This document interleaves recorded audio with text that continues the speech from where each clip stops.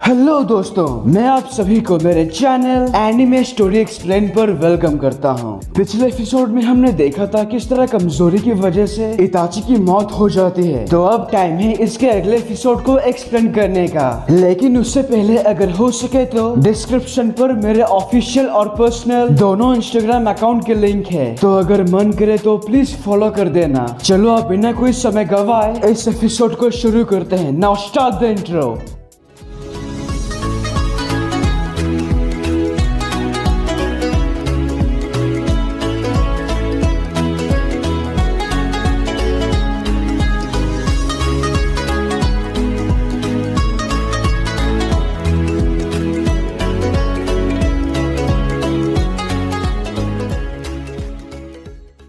Episode के शुरुआत में हम देखते हैं इताची के मरने के बाद जोरदार बारिश होने लगती है और सास्के भी बेहोश हो जाता है। दूसरी तरफ यहाँ पर अभी भी मादारा उचिहा AKA तोबी टीम काकाशी को जंगल में रोक के रखा है। वो सब पूरी कोशिश करते हैं, मतलब कीबा अपने डॉग के साथ, शिनो अपने कीड़ों के साथ, कैप्टन यामाटो भी वुड स्टाइल से तोबी को रोकने की या दबोचने की कोशिश करते हैं, पर उनके सारे हमले तोबी के बॉडी के आर पार चली जाती है। वो सभी पूरी तरह से परेशान हो चुके हैं कि कैसे उससे छुटकारा पाए। तभी अचानक तोबी एक पेड़ की डाली पर उल्टा खड़ा हो जाता है। मुझे कितना मजा आ रहा है, ये तुम लोग कभी सोच भी नहीं सकते दोस्तों। पर अब हमला करने की बारी मेरी है। ध्यान से, वो हमला करने जा रहा है। निंजा आर्ट, तुम्हारी माँ की साकिनाका। पता नहीं इसके बाद क्या करना है। वो बस हमारे साथ खेल रहा है। हमारा एक साथ भी हमला करना काम नहीं कर रहा है। वो सभी हमलों से बड़ी आसानी से बच पा रहा है। सेंसे, अब हम क्या करें?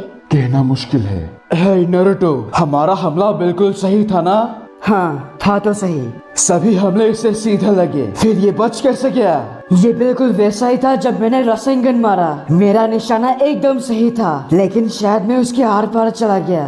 तो शायद इसीलिए मेरे कीड़ों का इस पर कोई असर नहीं हो रहा। क्या ये कोई गेंजुत्सु तो नहीं? नहीं, ऐसा नहीं है। अगर ये गेंजुत्सु होता तो मुझे कब का पता लग चुका होता। तो सब देखते हैं अचानक जेत्सु तोबी के पास आ जाता है। तो क्या खबर है मिस्टर पौधे, कौन जीता? लड़ाई खत्म हुई, सास्के ने जीत हासिल की। ये कौन है?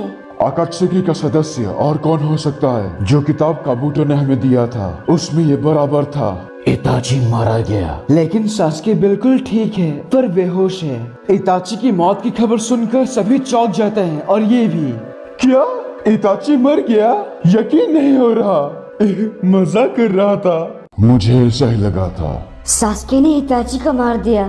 सास्के भी लगभग मरने ही वाला था, पर वो बच गया। हे पौधे, कहाँ है सास्के? क्या कहा तुमने? उसकी बात मत सुनो, हमारे लीडर पेन ही इसका मुंह बंद करेंगे जल्दी। सही कहा, ये तो बस चंद दिनों का मेहमान है। तभी काकाशी सेंसे कुछ ऐसा देखकर हैरान हो जाते हैं। ये तो शरिंगन है, आखिर इसके पास ये कैसे हो सकता है? कौन है ये?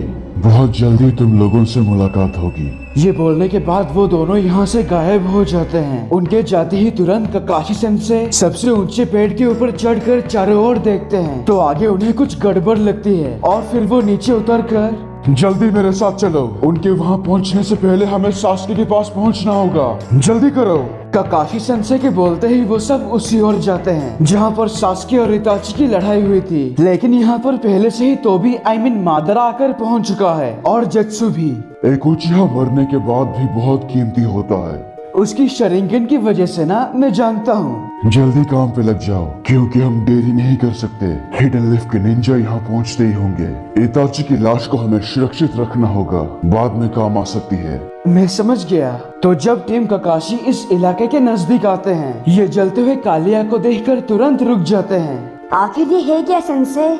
मैं जानता हूँ इसे, ये उसी इताची का जुत्सु है। बहुत पहले ठरकी सानी नहीं कहा था इससे दूर रहने को। बिल्कुल सही कहा था उन्होंने, क्योंकि यामातेरासु है ही ऐसा।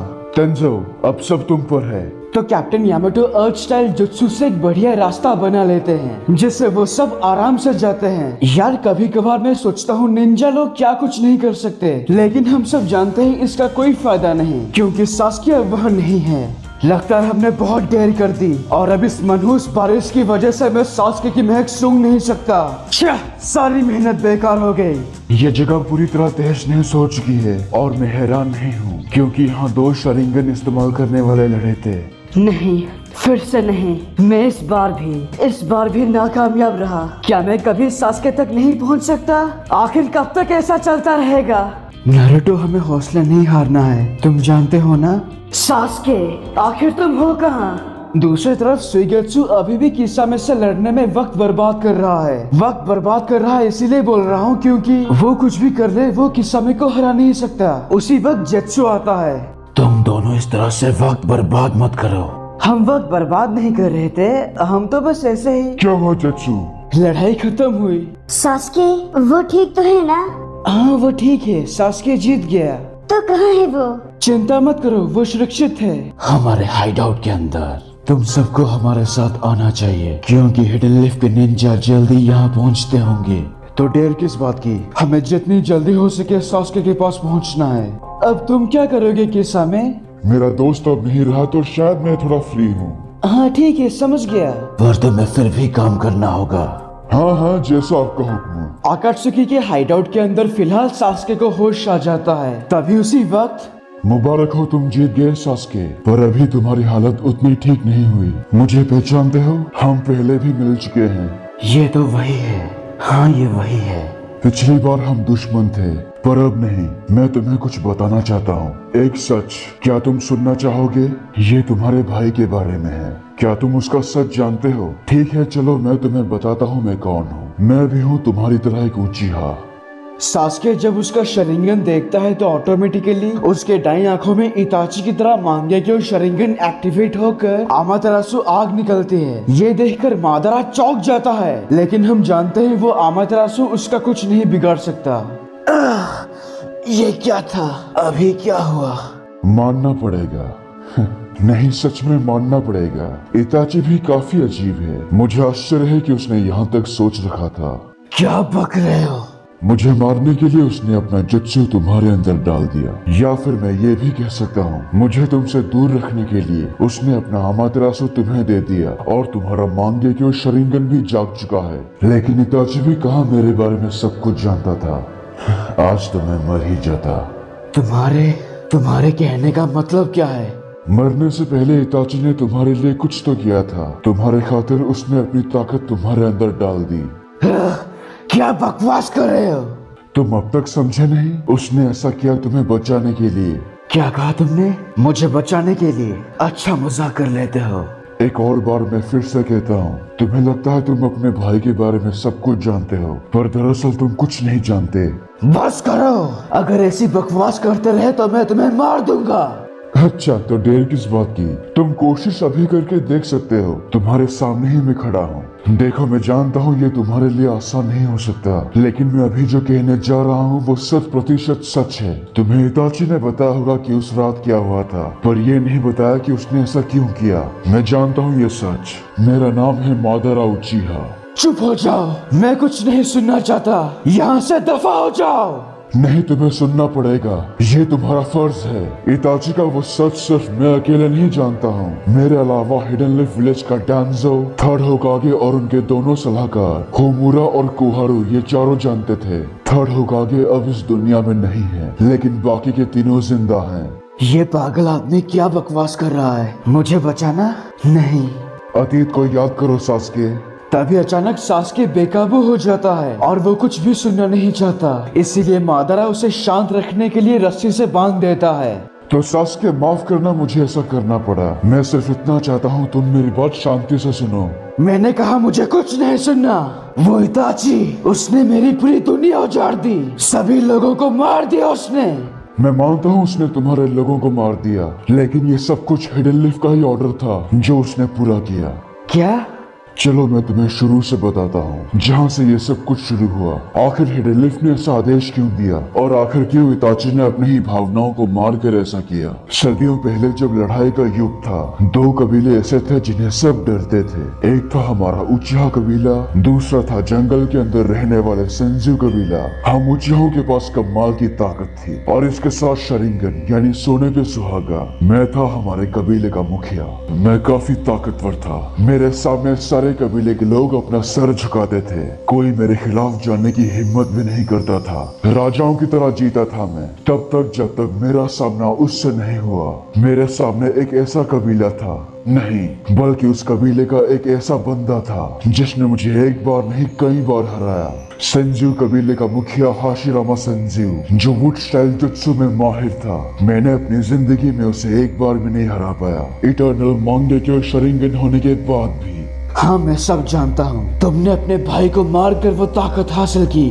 मानता हूँ कि मैंने ऐसा किया और ये हमारे कबीले को बचाने के लिए जरूरी था, लेकिन मेरे भाई ने अपनी मर्जी से अपनी आंखें मुझे दी। पर एक दिन मेरे और हाशिरामा के बीच में सुलह हो गया। एक दूसरे से लड़ने के बजाय हमारे बीच में दोस्ती हो गई। उसके कुछ समय बाद निंजा अलायंस ने लैंड ऑफ फायर से एक समझौता किया और एक नेशन एक विलेज वाला सिस्टम बना दिया गया और फिर ये लैंड ऑफ फायर और हिडेनलिफ विलेज बन गया। बाकी जगहों ने भी ऐसे ही नियम को अपनाया और इसी से शांति कायम हो गई। लेकिन ऐसे मैं अकेला था जो इन सब के खिलाफ था, क्योंकि मेरे भाई ने अपना बलिदान दे दिया। ऐसे कैसे लोग शांत रह सकते हैं। दोबारा फिर से जंग शुरू करने के लिए मैंने अपने लोगों से मदद मांगी, लेकिन किसी ने मेरी मदद नहीं की। मैं पूरी तरह से अकेला खड़ा था। पर दहशत का दौर तो बस शुरू ही होने जा रहा था। मतलब उसके बाद क्या हुआ? जैसे कि सब जानते हैं, हाशिरामा सबसे पहला होकागे बना। लैंड ऑफ फायर और हिडेनलिफ विलेज ने उसे चुना। उचिहा की ताकत और सत्ता फिर से कमजोर हो गई। मैंने फैसला लिया कि अपने कबीले के मुखिया के रूप में फिर से लड़ाई शुरू करूं, लेकिन पहले से ही मेरा साथ कोई दे नहीं रहा था। मुझे विलेज से बाहर कर दिया गया। मैं उस वक्त सिर्फ बदला चाहता था, इसीलिए मैंने हमला कर दिया। आखिरी बार ही सही, लेकिन हाशिरामा और मेरे बीच घमासान युद्ध हुआ और हमेशा की तरह मैं फिर से हार गया। हमारी आखिरी लड़ाई हुई थी वो जगह आज मशहूर फाइनल वैली के नाम से जाना जाता है। सबको लगा मैं मर गया, सभी ने मुझे भुला दिया। हाशिरामा के बाद उसके छोटे भाई तोबीरामा ने उसकी गद्दी संभाली। वो मुझसे बहुत नफरत करता था, लेकिन उसने सभी उचिहाओं का भरोसा जीतने के लिए उसने हिडेनलिफ उचिहा पुलिस फोर्स बनाई। पर असली सच्चाई थी कि वो उचिहाओं को दूर रखना चाहता था और इसके साथ वो पूरे कबीले पर भी नजर रखना चाहता था। हमारे कुछ लोगों ने इस बात को समझ लिया। ये वही लोग थे जो कभी मेरा विरोध करते थे, लेकिन उस वक्त बहुत देर हो चुकी थी। वक्त बीतता गया, सेंजू कबीला पूरे सत्ते में था और उचिहा लोग उनके पालतू कुत्ता बन गए थे। जो मैंने कहा था वो सच हुआ और फिर मैंने फिर से हमला किया। 16 साल पहले नाइन टेल फॉक्स का हमला। क्या मतलब? नाइन टेल फॉक्स पूरी तरह मेरे काबू में था, लेकिन विलेज वालों को लगा कि यह घटना बस एक हादसा था और इससे उचिहाओं का कोई संबंध नहीं माना जा रहा था। लेकिन फिर भी उन पर शक था। कबीले के लोगों ने इसका विरोध किया, पर अंत में उचिहाओं पर नजर रखी गई और जबरदस्ती उन्हें विलेज के अंदर एक अलग जगह पर रखा गया। सिर्फ थर्ड होकागे ही ऐसे थे जिन्होंने इसके खिलाफ आवाज उठाई, पर डेंजो ऐसा नहीं चाहता था और अंत में उचिहा कबीले से भरोसा उठ गया और भेदभाव शुरू हुआ। भरोसे के नाम पर नफरत पैदा हो गई और उनका शक सच्चाई में बदल गया। उचिहा लोगों ने विलेज के खिलाफ बगावत करने की योजना बनाई। क्या बगावत? तभी हिडेनलिफ विलेज ने अपना एक जासूस उचिहा कबीले के अंदर छोड़ा। वो जासूस और कोई नहीं, तुम्हारा बड़ा भाई यानी इताची उचिहा है। और यहीं पर इस एपिसोड की एक्सप्लेनेशन खत्म होती है। अगर आपको ये वीडियो अच्छा लगा तो प्लीज लाइक और कमेंट कीजिए, और अगर आप मेरे चैनल पर नए हो तो इसे सब्सक्राइब करने के साथ उस बेल आइकॉन को भी दबा ही दो। तब तक के लिए खुश रहना। मैं मिलूंगा आपसे अगले वीडियो में। पीस।